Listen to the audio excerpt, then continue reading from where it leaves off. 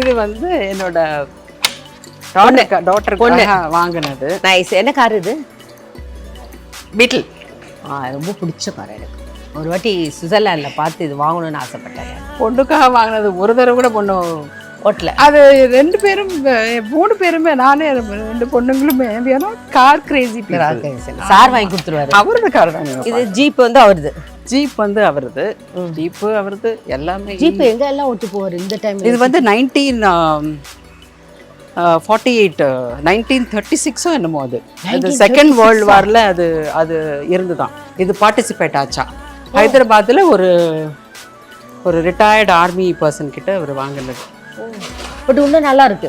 அது அப்படி மெயின்டைன் பண்றது பெரிய விஷயம். கேப்டன் சூப்பர் போகுது. அந்த M3 அவரோடது. சாருக்கு கார் கலெக்ஷன் ரொம்ப பிடிக்கும். அவருக்கு பிடிக்கும் கார் கலெக்ஷன். நான் எப்பவுமே சொல்லுவேன், நான் காருன்னா ஒரு ஸ்டியரிங்கு 4 சக்கரம் போனா போதும் வண்டி. அது என்ன பிராண்டு கார் அப்படின்னா அதெல்லாம் கிடையாது எனக்கு. செல்ஃபோனுங்கிறது ஒரு பெரிய ஒரு எனிமி யாருக்காக இருந்தாலும் சரி. பிகாஸ் நீங்கள் பாருங்கள், நீங்கள் பார்த்தீங்கன்னா தெரியும், ரோட்டில் நடக்கும்போது தர பார்த்து நடக்கலை, எதிர்பார்த்து நடக்கல, எல்லாம் இப்படி தான் நடக்கிறாங்க. என்ன ஒரு அடிக்ஷன்னு தெரியல.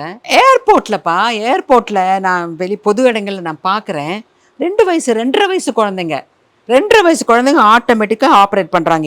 இப்படி அந்த குழந்தைங்க நான் போய் பேசுவேன் தெரியுமா, ஏர்போர்ட்டில் போய் சொல்லுவேன், எக்ஸ்கியூஸ் மீ, இந்த பாதிப்பு உங்களுக்கு இப்போ தெரியாதுங்க, இவ அடிக்ட் ஆகிட்டாங்க, இப்படி பண்ணிக்கிட்டு இருக்காங்க அப்படின்னா. என்ன பண்ணுறது மேடம், சாப்பிட மாட்டேன்றாங்க குழந்தைங்க. அதாவது அவங்க ஃபோன் பேசிக்கிட்டே இருக்காங்க, ஆட்டோமேட்டிக்காக வாய் திறக்கிறாங்க, ஆட்டோமேட்டிக்காக ஸ்பூன் உள்ளே போகுது, சாப்பாடு போகுது, சாப்பிட்றாங்க. அந்த கிண்ணம் வந்து ஒரு 20 நிமிஷத்தில் காலி ஆகுது. அந்த ஒரு கிண்ணம் வந்து எனக்கு தெரிஞ்சு 3 மணி நேரம் நான் ஊட்டினேன் குழந்தைங்களுக்கு.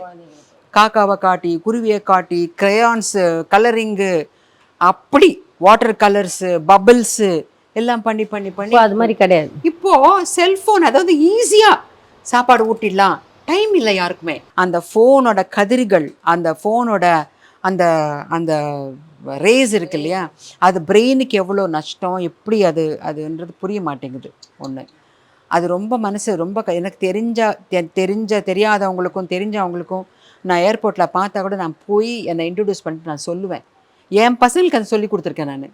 உங்களுக்கு குழந்தைங்க பிறந்தாங்கன்னா செல்ஃபோனு அவங்க ஸ்கூலுக்கு 8வது 9வது 10வது படிக்கிற வரைக்கும் ஃபோனை கையில் கொடுக்காதீங்க. பழக்கங்கள் தானேம்மா இது. நீங்கள் பசங்களுக்கு அப்படி தான் பண்ணீங்க? ஆமாம், 12th வர வரைக்கும் நான் ஃபோனே கொடுக்கலையே. நான் காலேஜுக்கு போகும்போது மட்டும்தான் அவங்க ஃபோனு. இன்றைக்கும் என்னோட 2வது பொண்ணு ஷூட்டிங்கு போனால் ஃபோனை சுவிட்ச் ஆஃப் பண்ணிவிட்டு இல்லை சைலண்ட் மோடில் போட்டுட்டு பேக்குள்ளே இருக்கும். Very good.